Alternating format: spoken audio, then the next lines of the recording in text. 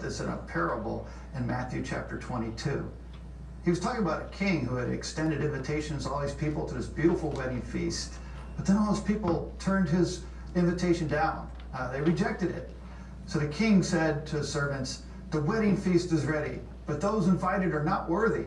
Go therefore to the main roads and invite to the wedding feast as many as you find."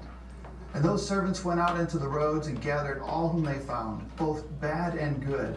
So the wedding hall was filled with guests. And that's the role that we have. To go out and invite everybody, not discerning between good and bad, just inviting everybody to come join us at the wedding feast of the Lamb. And we know that that wedding feast will ultimately take place in eternity as we gather before the throne of the Lamb and his kingdom in everlasting joy. But that wedding feast also takes place in time as we gather around the altar of our local congregation with angels and archangels and the whole company of heaven and have a foretaste of the feast to come. So as we invite people to that wedding feast in eternity, we also want to invite them to that wedding feast as it takes place in time.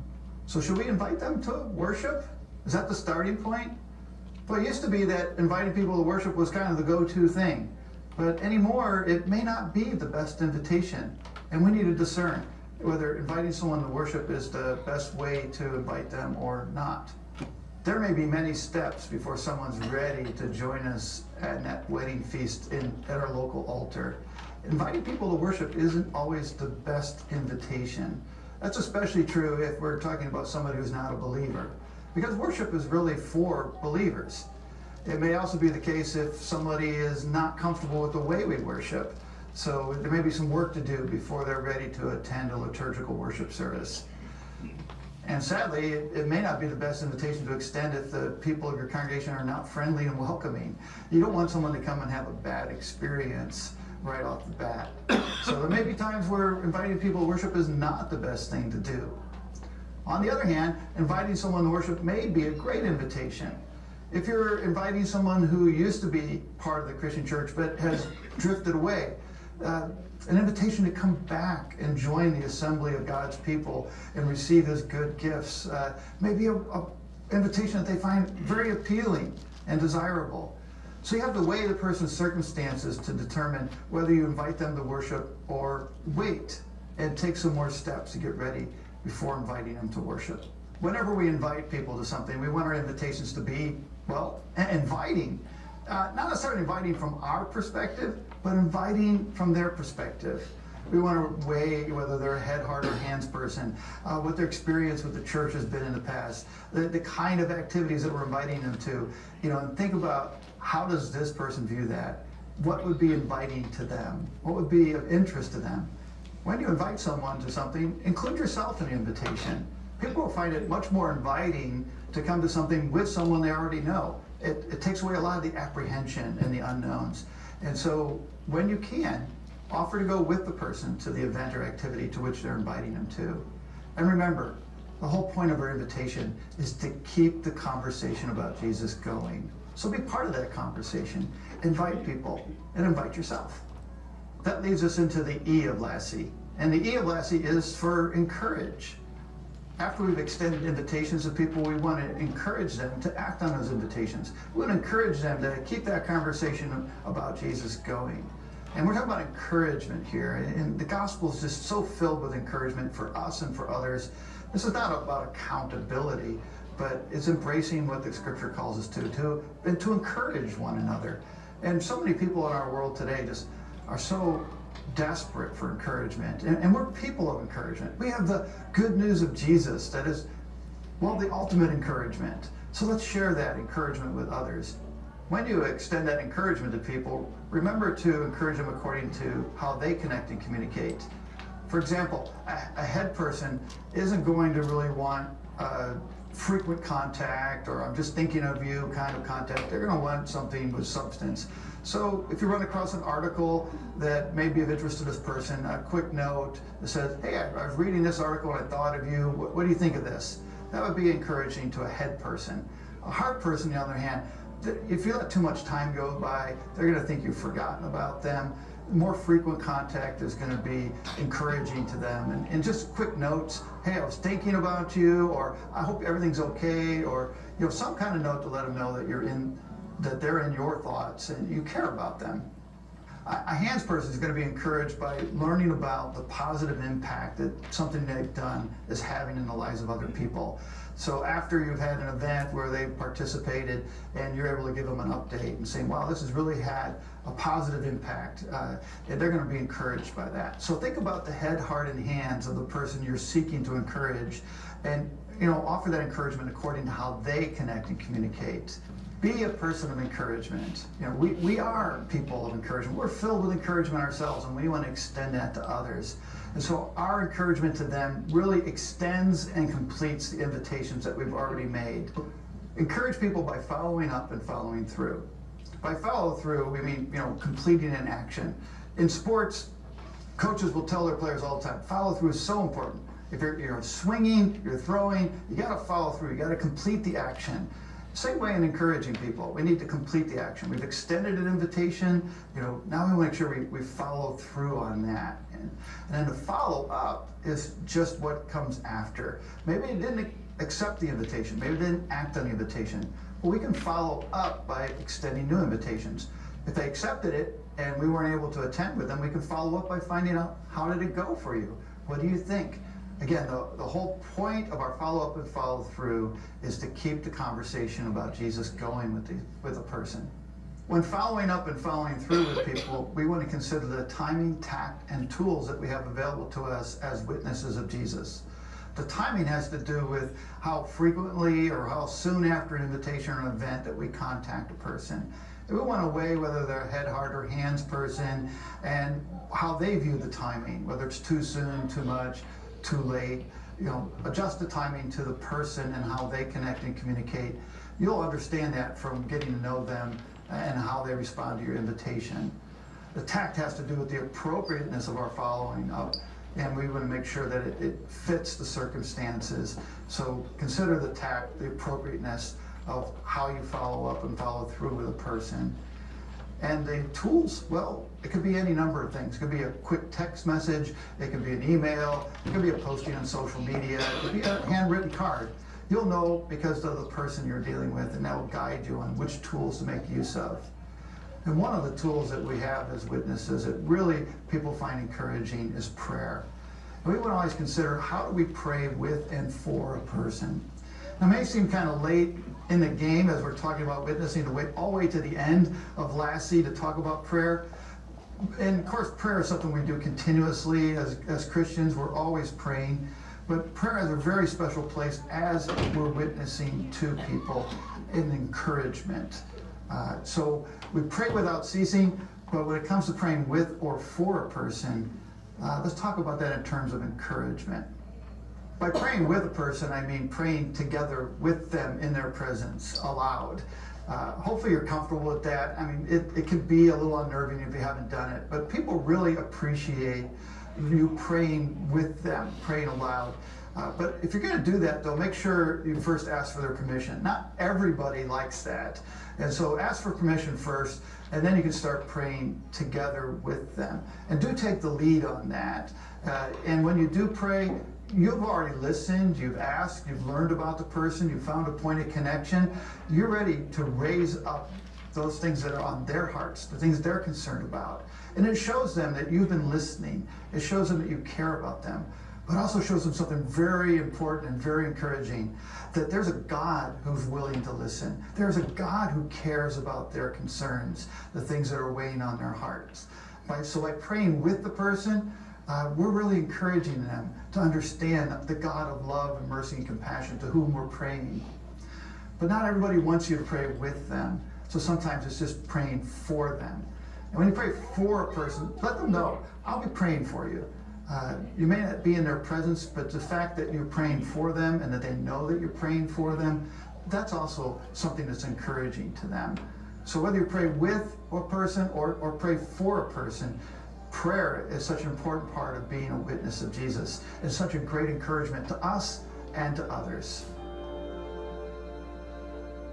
We are people of encouragement with the good news of encouragement. It is a blessing to be given the joyful work of inviting and encouraging people in our broken world. Let's return to our case study and see how Amy finishes her conversation with Beth by extending an invitation. Then your workshop leader will lead a discussion on how Amy could encourage Beth to accept her invitation. Let's rejoin Amy and Beth as they're wrapping up their coffee conversation. Based on what Beth has shared so far, Amy wants to invite her to something that will help them continue their conversation and start to address one of the needs that Beth has expressed. I'm sorry that things are so hard for you right now, Beth. I spent some time away from my family, so I have a taste of what you're experiencing. I also lived apart from the people who love me and support me, even though they were all around me. A few years ago, I was able to reconnect with them. It was during a really bad time for me, and they were so welcoming and caring. I'd like for you to meet these women. They're amazing. I know that they will welcome you.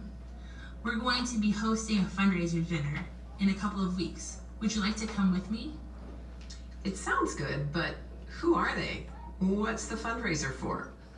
It's a women's group at the church I belong to. We do all kinds of things together. Our next event is hosting a spaghetti dinner to raise funds for a maternity home that we support. You know, just doing something good for others. We have a lot of fun working in the kitchen, just us girls. I'm not sure. I'm not much of a churchgoer. Well, that's okay. No one in this group is going to check your attendance records. I can assure you that no one is going to pressure you to do anything. We care about each other. We encourage one another. That's not about going to church. Let me think about it, and I'll let you know.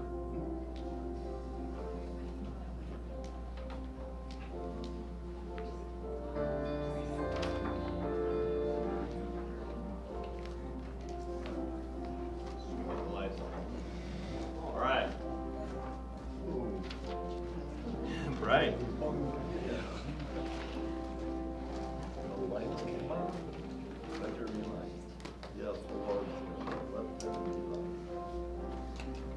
So part 2 on page 190. Answer the following questions based on what you heard Beth sharing with Amy. What was Beth's reaction to Amy's invitation? Hesitant. Caution. Caution. Okay. Have to think about it. Yeah, I have to think about it. At first she wanted to learn more, right? Who are these women? Right? Things like that. Is it likely that Beth will act on Amy's invitation based on how things ended in this conversation? Why or why not?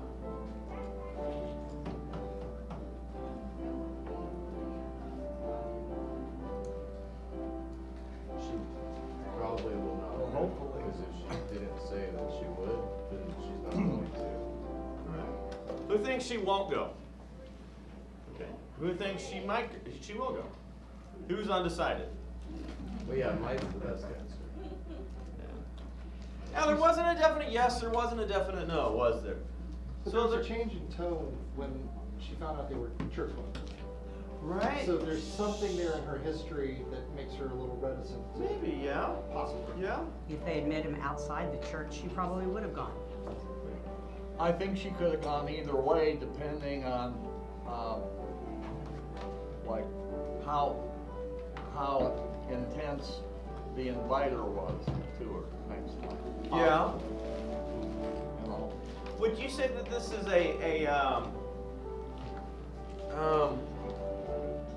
what type of invitation would you put? I am blanking on the terms. Well, high pressure or low pressure entry into the church? Low pressure. Medium, because it's a fundraiser. Involves money. It is a fundraiser, yeah, it involves money. It's not an actual worship service or Bible study. It is service that is tied to community. One of the things that Beth expressed was that lack of community. I mean, this is obviously case study. We can pick it apart, right? Somebody who feels like they're drowning and not being supported is inviting them to some place to where they can help out with something else, maybe the best. I don't know, right? They're the ones that are friends, not me. I didn't write the script for this either. Keeping in mind that invitations and follow-up need to consider the context and especially how they will be viewed by the other person, which of the following would be effective ways for Amy to follow up and encourage Beth to attend the women's group? So, call in her a few days to repeat the invitation. Yeah. Yeah. I'd say yes. Depends. I'm going to say depends. There's a generational divide between calling and texting. Depends who they are. It really does, yeah. Maybe do both. You might do both, right? Ask another person. Well, and the thing about it is I feel like, for me, if you call, you're going to need to lead with just checking in, how you doing, things like that, catching up, and then maybe lead into the invitation. A text could be as simple as, hey, it's the same thing, just much shorter. Just checking in, seeing how you're doing, just reminding you this is going on, would love to have you there, right, kind of thing. Ask another person to contact her or invite her. No, I think that would be bad. Yeah. You're stepping way over the line there. Yeah. Post a Facebook event invite on her page. No. I think maybe sending her an invite to the event instead of just posting it on her page. Yeah. Call her husband and have him tell her to go. No. That's a big no. Definitely. Send her text message reminders. That she can do. Maybe one. Yeah. Yeah. Plural. Yeah. thought. And you'd be like, hey, if you wanted to attend, this is just to let you know the time and the day, Yeah. blah, blah. Wait and see if she comes. No. I think you need to follow up. Yeah. Send a handwritten note. I actually think I think that would be really good. Again, that generational divide, That would be pretty good. right? It takes time to handwrite something, and we get much more junk mail than actual mail, so that might be good. Yeah. But that's also the generational divide. Handwritten note can sit in the mailbox until after the event. It could potentially. People don't check because they're the thing that there's junk mail, so they clean it out. Just completely unrelated. Highly recommend that people sign up for informed delivery from the post office.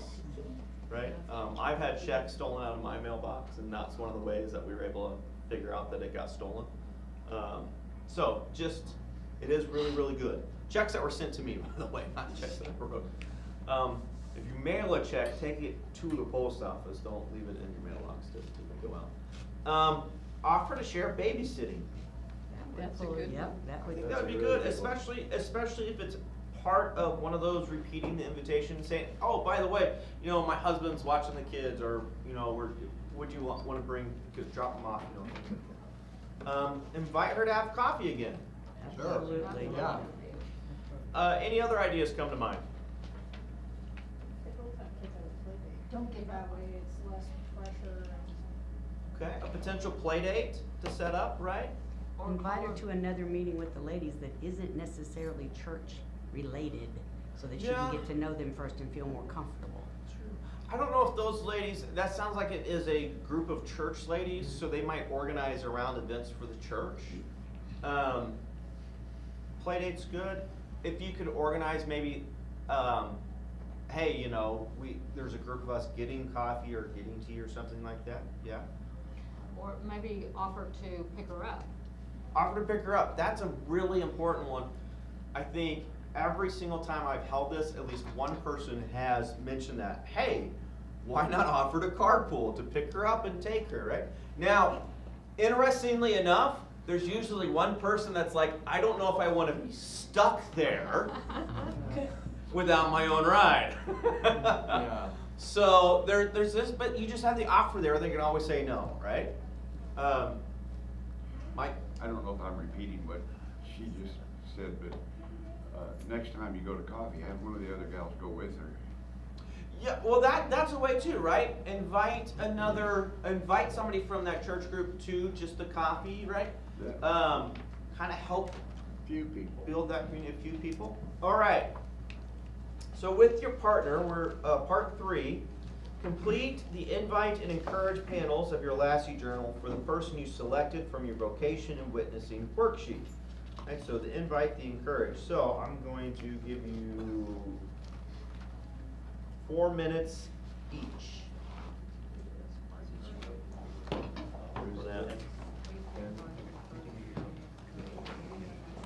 So each person gets 4 minutes. So 2 minutes a panel.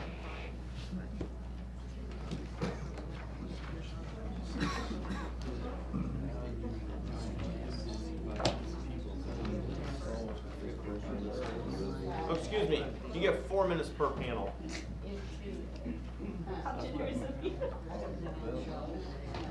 Well, it's like, I don't know why it breaks this up like this when it tells you what the exercise is.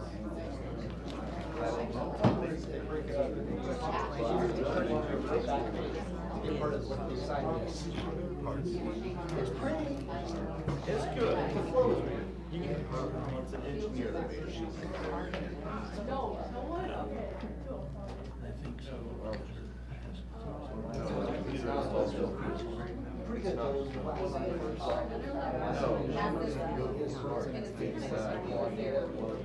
It's that. But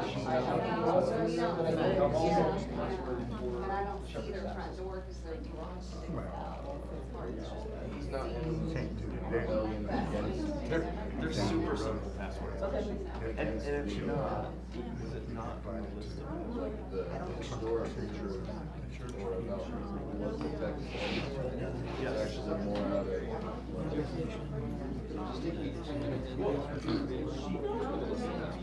Like she'll like just claim and accept things. Oh, were you still doing that? She had nothing to say.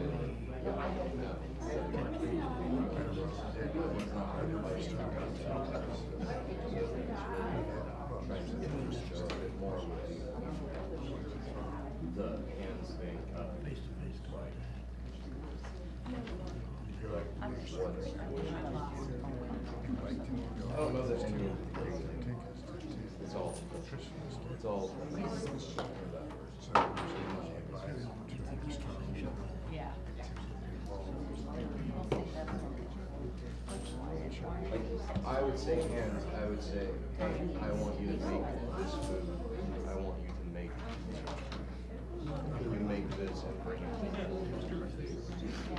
That's it. Because then you see, you know, go off.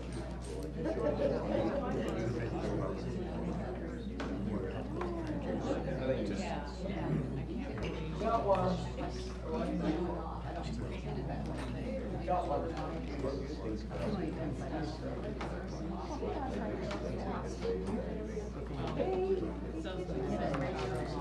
I have one like this at home, but I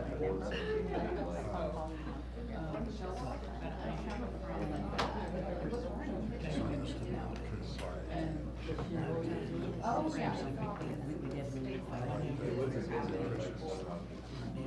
Strangers. Really? Because they see,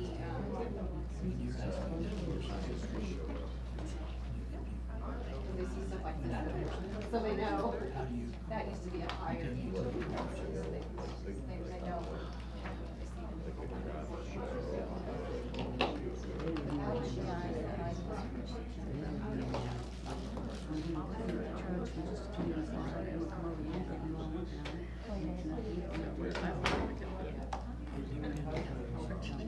Yeah. In the future, that doesn't mean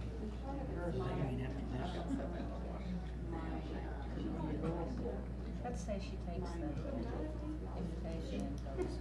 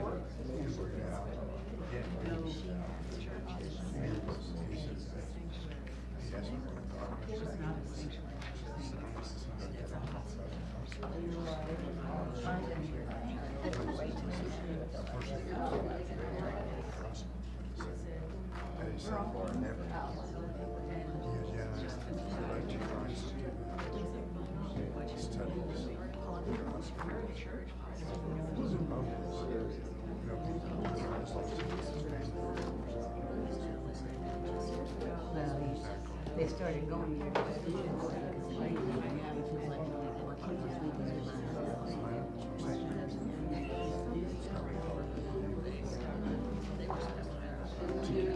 leaving Whereas a family she does is very surprised.